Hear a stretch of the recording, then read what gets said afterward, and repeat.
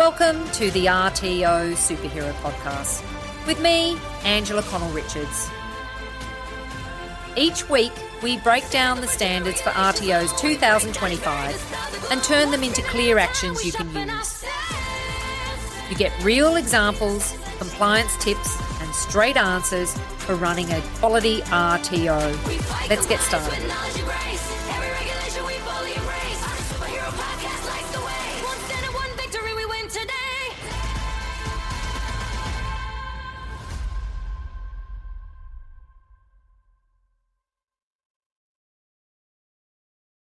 Welcome to the RTO Superhero Podcast with me, Angela Connell-Richards. Today, we look at a mindset that still holds many RTOs back. Many leaders say they will fix issues later. They plan to clean up before re-registration. They wait for ASQA to make the first move. That approach fails under the current audit model. The regulator does not wait. They watch your data and your trends. They act when risk rises. If you wait, you lose control.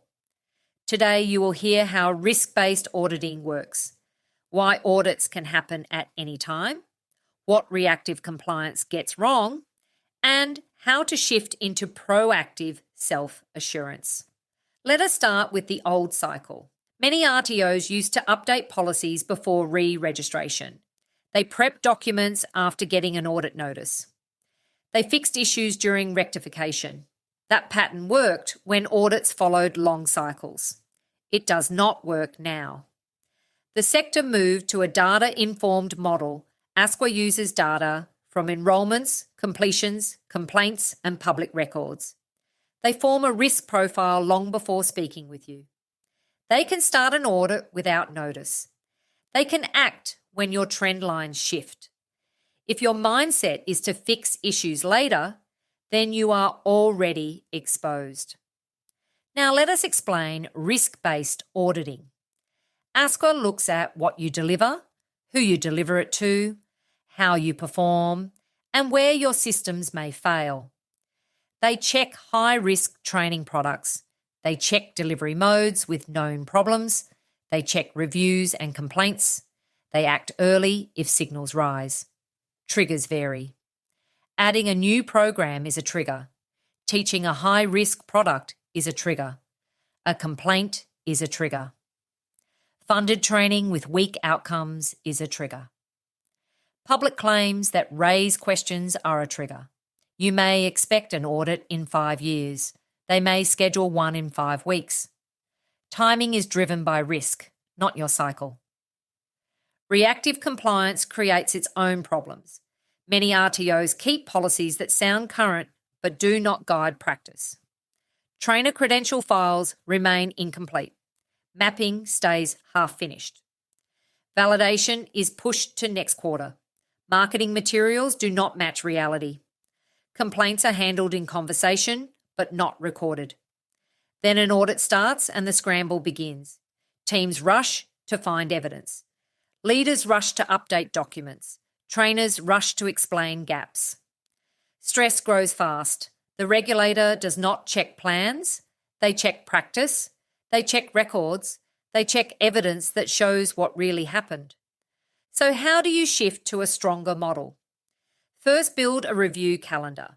Set reviews for policies, program plans, trainer credentials, validation, and learner feedback. Hold these reviews monthly or quarterly. Keep them small, simple, and steady. Second, record every check you complete. If you do not record it, it did not happen. Keep a central register. Note what you reviewed, who joined the review, what changed, and why. Third, treat complaints and feedback as signals. One learner message may show a pattern. Log it, check it, and act on it. Fourth, use risk tools to see where pressure builds. Not all products hold the same risk. You need a clear view of where to focus. Now let us look at an example. A provider added a new support program. They had strong trainers. They had a clean record. They forgot to update the program plan. They delayed their resource review. They did not brief the team. A student raised a placement concern. That concern triggered a full audit. The audit exposed gaps in plans, delivery support, and resource alignment. The provider expected no audit until the next cycle. Their risk position triggered an early check. Their lesson was clear. Compliance is built each week, not each cycle. Proactive compliance protects the RTO. It protects your learners. It supports your trainers. It reduces stress at audit. It aligns your system with the regulator's view. It gives you clarity when risk rises. Leaders must change how they think. You cannot wait for notices. You cannot wait for deadlines. You cannot wait for the next cycle. You act early. You act often. You use data to guide your next step. Let us add more depth here.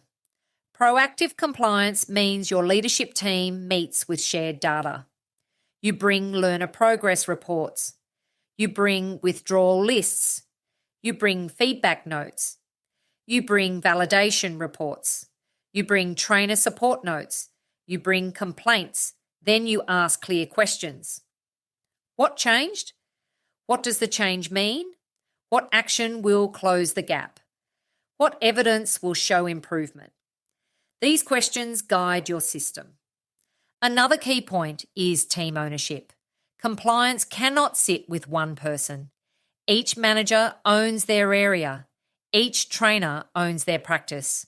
Each support team member owns their records. Shared ownership builds consistency. Consistency builds quality. Quality reduces risk.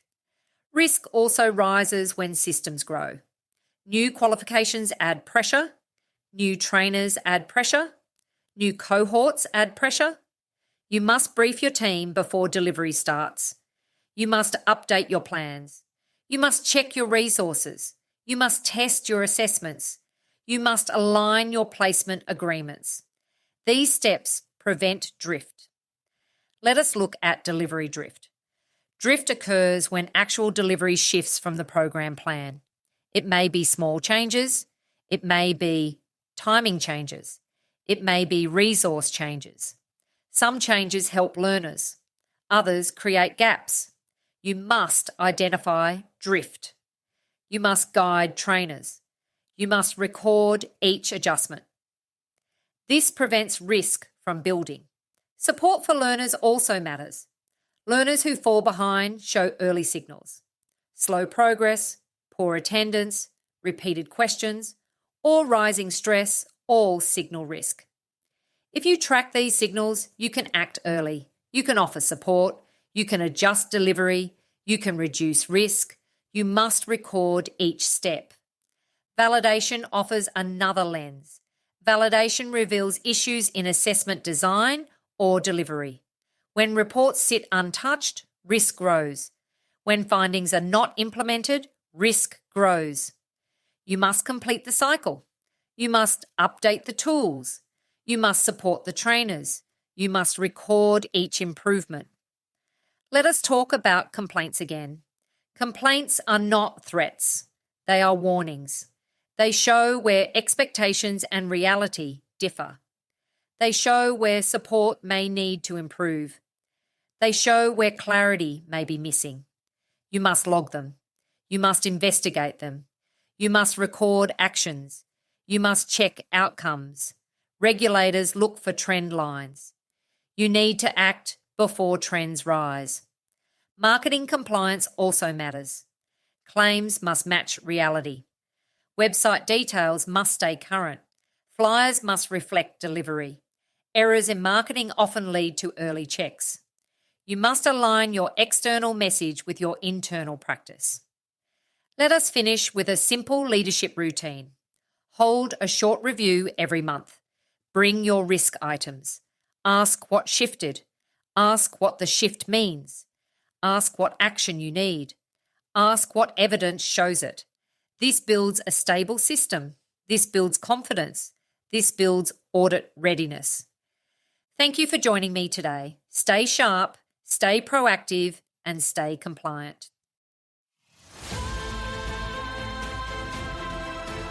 Thanks for joining me on the RTO Superhero Podcast.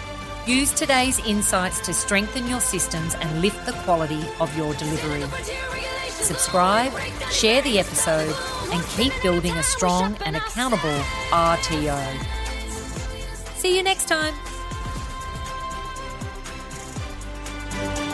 We fight compliance with knowledge and grace. Every regulation we fully embrace. On a superhero podcast, like the way.